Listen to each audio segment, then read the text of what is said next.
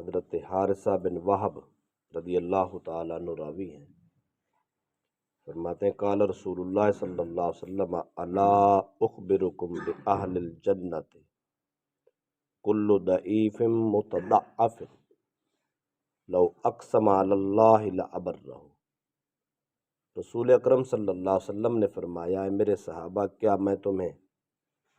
ان لوگوں کے بارے میں نہ بتاؤں جو اہل جنت ہیں؟ آگے فرمایا کمزور، جس کو لوگ کمزور سمجھتے ہوں یہ اہل جنت، اگر یہ لوگ اللہ پہ کسی قسم کی قسم کھا لیں اللہ ان کی قسم پوری کر دیتا۔ آگے فرمایا الا اخبرکم باہل النار، فرمایا صحابہ کیا تمہیں نہ بتاؤں جہنمی کون ہے؟ آگے فرمایا کل اتلم جوازم مستکبر، فرمایا ہر سخت دل بدکار متکبر جہنمی۔ اس حدیث پاک کے دو حصے ہیں، پہلا ہے کہ جنتی کون ہے؟ کمزور، کمزور سے مراد یہ نہیں ہے کہ جسمانی طور پہ کمزور ہو، نہیں،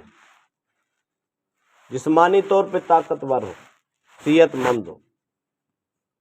کیونکہ صحت مند مسلمان کو اللہ پسند کرتا ہے۔ صحت کا لحاظ نہیں ہے، بدنی اعتبار سے نہیں دیکھا جائے گا کہ بلکہ یہ دیکھا جائے گا جس آدمی کے پاس طاقت بھی ہو، جرت بھی ہو، صحت بھی ہو، سب کچھ ہو، لیکن اپنی طاقت مسلمان کے خلاف استعمال نہ کرتا ہو، لوگ سمجھتے ہوں یہ تو بڑا کمزور ہے، یا لوگ سمجھتے ہوں کہ اس سے ہمیں کوئی خدشہ نہیں ہے، کوئی نقصان نہیں ہے، یہ آدمی جب بھی کوئی کام کرتا ہے عقل استعمال کرتا ہے تو یہ مسلمانوں کے خلاف نہیں کرتا،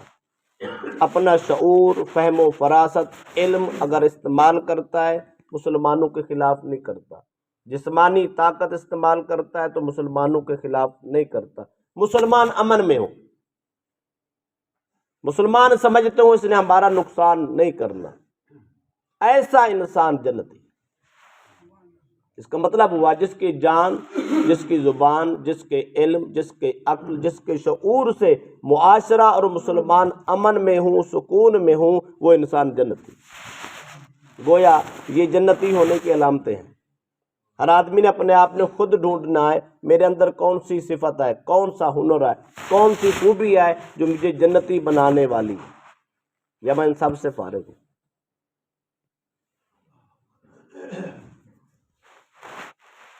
آگے فرمایا ان کی شان یہ ہے لو اقسم علی اللہ لابرہ، اگر یہ لوگ قسم کھا لیں اللہ ان کی قسم پوری کر دے۔ یہ آپ سنتے بھی رہتے ہو، اس حدیث سے آپ یہ بھی اندازہ لگا لیں، یہ صحیح مسلم شریف اور صحیح بخاری کی حدیث، اگر یہ لوگ جو لوگ سادہ سمجھتے ہوں، جن سے لوگ امن میں ہوں، ایسے لوگ خدا پہ قسم کھا لیں رب قسم پوری کر دیتا ہے۔ اس کا مطلب یہ ہے اگر وہ کوئی آدمی ان کے پاس سائل چلا جاتا ہے، جا کے اپنا سوال کرتا ہے، وہ آدمی قسم کھا لے جا اللہ کی قسم اللہ تجھے بیٹا دے دے گا، اللہ اس انسان کی قسم رد نہیں کرتا، اللہ اس کی لاج رکھتا ہے، ان کو بیٹا عطا کرتا ہے۔ اگر اللہ کا صالح آدمی قسم کھا لے جاؤ آج بارش ہوگی، اللہ اپنا نظام چینج کر کے بارش برسا دیتا ہے۔ اگر یہ لوگ قسم کھا لیں آج مسلمانوں کے لشکر کو فتح ہوگی، اللہ یہ نہیں دیکھتا شکست ہونی تھی یا فتح ہونی تھی، اللہ فتح عطا کر دیتا۔ یعنی جو لوگ اپنا جان، مال، طاقت، جرت، علم، عقل، شعور انسانوں کے بالخصوص مسلمانوں کے بھلے میں استعمال کرتے ہیں، رب ان کو یہ شان دیتا ہے، رب اتنا ان کو مقبول بنا لیتا ہے، وہ آدمی جو چیز رب سے منوانا چاہے رب ان کی ضرور مانگتا ہے۔ اس سے یہ بھی ثابت ہوا کہ اللہ والوں سے سوال کرنا شرعاً منع نہیں ہے، بلکہ اللہ پاک نے ان کو آپشن دے رکھا ہوتا ہے، اللہ نے طاقت دے رکھی ہوتی ہے، اگر تم کہو گے تو میں تمہاری مان جاؤں گا۔ اس لیے اہل اسلام صلحاء کے پاس، صوفیاء کے پاس، اولیاء کے پاس، ذاکرین کے پاس، نیک لوگوں کے پاس جاتے ہیں، وہاں اپنی مرادیں لے کر جاتے ہیں، وہاں جا کر اپنے عرضیاں سناتے ہیں، اللہ والے ہاتھ اٹھا کے دعا کر دیتے ہیں، رب ان کی مان لیتا ہے، انسان کے کام ہوتا ہے۔ چوتھی بات اس میں یہ ہے، یہ منصب اس وقت ملتا ہے جب انسان اپنی طاقت، اپنا علم و فن سب کچھ رب کی رضا کے لیے کرتا ہے۔ پہلے بندہ خدا کے لیے کرتا ہے، اس کی رضا ڈھونڈتا چلا جاتا ہے، ہر کام خدا کے لیے کرنا ہے، ہر بات خدا کے لیے کرنی ہے، علم خدا کے لیے استعمال کرنا ہے، طاقت خدا کے لیے استعمال کرنی ہے، مال خدا کے لیے استعمال، رب کی رضا حاصل ہو جائے۔ بندہ کرتا کرتا کرتا اس منصب پہ جا پہنچتا ہے، رب خود کہتا ہے، اے میرا بندہ اب تک تو میری رضا چاہتا تھا، اب میں تیری رضا چاہتا ہوں۔ خودی کو کر بلند اتنا کہ ہر تقدیر سے پہلے خدا بندے سے خود پوچھے، بتا تیری رضا۔ سیدنا صدیق اکبر رضی اللہ عنہ کی تاریخ پڑھ کے دیکھ، ہسٹری پڑھ کے دیکھ، انہیں سب کچھ لوٹا دیا دین کے نام پر، محبوب کے نام پر، سب کچھ خدا کی رضا کے لیے لوٹا دیا۔ اللہ پاک نے ان کی شان میں یہ قرآن کی آیت نازل فرمائی ہے، اللہ پاک نے فرمایا کہ وَلَسَوْفَ يَرْضَىٰ، صدیق میں تجھے راضی کروں گا، تجھے اتنا دوں گا، نواز دوں گا، میں رب تجھ پر راضی ہوں۔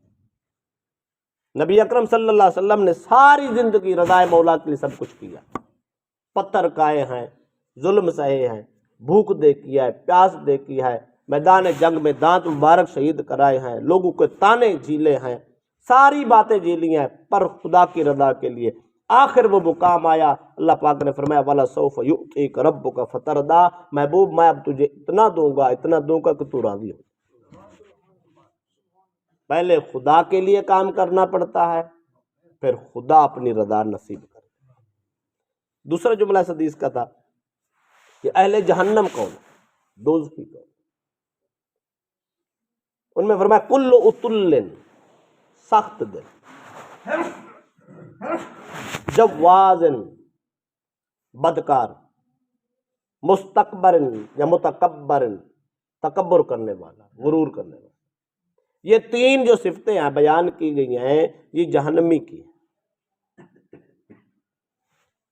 اس کا مطلب یہ ہوا ہر آدمی کو غور کرنا ہوگا، کیا میں سخت دل تو نہیں ہوں، میرے دل میں ہمدردی کسی کی ہے یا نہیں ہے،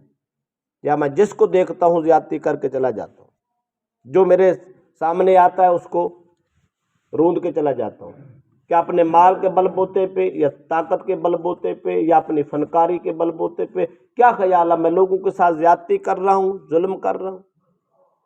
یا میں کسی کے ساتھ نرمی اور خیر خواہی کر رہا ہوں۔ نمبر 2، بدکاری، گناہ، جرائم، خدا کی نافرمانی۔ ہم نے اپنی زندگی میں یہ دیکھنا ہے کہ ہماری زندگی میں بدکاری ہے یا نیکی ہے، ظلم ہے یا خیر ہے، ہم اللہ کی فرما برداری کی زندگی گزار رہے ہیں یا ساری نافرمانی کی زندگی گزار رہے ہیں۔ فرما برداری کی زندگی ہوگی تو یہ جنتی ہونے کی علامت ہے، اگر نافرمانی کی زندگی ہے تو یہ جہنمی ہونے کی علامت ہے۔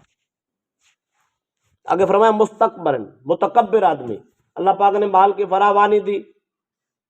ہم اب کسی کو کچھ نہیں سمجھتے، ہم سمجھتے یہ سارے بھیڑ بکریاں، یہ تو سارے جانور ہیں، مال آ گیا ہم کہتے ہیں یہ سارے بے وقوف ہیں، ہم ہی بڑے عقل مند ہیں، ہم نے ایسے ایسے فن کیے ہیں، ہم نے اتنی مال بنا لیا ہے۔ ایسا نہیں ہے، اگر کوئی مال کے بل بوتے پہ، اولاد کے بل بوتے پہ، منصب کے بل بوتے پہ تکبر کرتا ہے، غرور کرتا ہے، دوسروں کو حقیر اور ذلیل جانتا ہے، تو وہ آدمی سمجھ لے کہ اس کو عزت نصیب نہیں ہوگی، بلکہ اس کا راستہ جہنم کا راستہ۔ آخری بات اس کی ہے، یہ وہ کام جن کی وجہ سے آدمی جنت میں جائے گا، وہ خوبیاں پیدا کرنی چاہیے، ہر وہ کام جس سے انسان جہنم میں جائے گا وہ عیب اپنی زندگی سے نکالنے چاہیے۔ اگر بندہ مسلمان ہے اور اس سے سخت دلی ہو جاتی ہے، بدکاری ہو جاتی ہے، تکبر و غرور ہو جاتا ہے، اس کا مطلب یہ نہیں ہے وہ ہمیشہ کو جہنم میں رہے گا، نہیں، اس کا معنی یہ ہے اللہ متکبر کو تو جنت نصیب نہیں کرنی، جب جنت نصیب نہیں کرنی تو پھر کیا ہوگا، بدکار کو ڈائریکٹ جنت نصیب نہیں کرنی، سخت دل کو جنت نصیب نہیں کرنی، تو کیا ہوگا، پہلے خدا اٹھا کے جہنم میں ڈالے گا، ان کے گناہوں کی سزا دے گا۔ جب یہ گناہ مٹ جائیں گے، چونکہ ایمان کی دولت پلے ہے، اس لیے اب جہنم سے نکال کر پھر جنت میں واپس۔ ایمان جنتی ضرور بنائے گا، پر اپنے جرائم کی پہلے سزا انسان بھگتے گا۔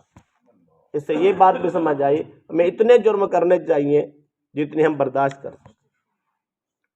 جس کی سزا بھگت سکیں۔ کیا خیال ہے جہنم میں کتنی دیر ہم رہ سکتے ہیں؟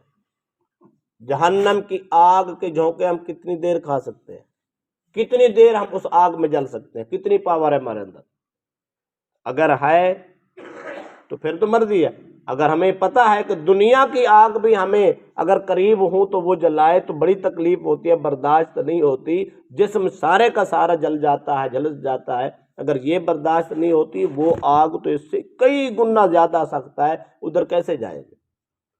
اس لیے اگر طاقت نہیں ہے تو ہمیں آج ہی سوچ لینا چاہیے، ہمیں ان کاموں سے بچنا ہے، ان کرتوتوں سے بچنا ہے، ان معاملات سے بچنا ہے جس کی وجہ سے ہمیں پہلے جہنم میں جانا پڑے۔ لہذا ہمیں اپنی زندگی کے شب و روز کو بغور دیکھنا ہے اور کوشش کرنی ہے ہمیں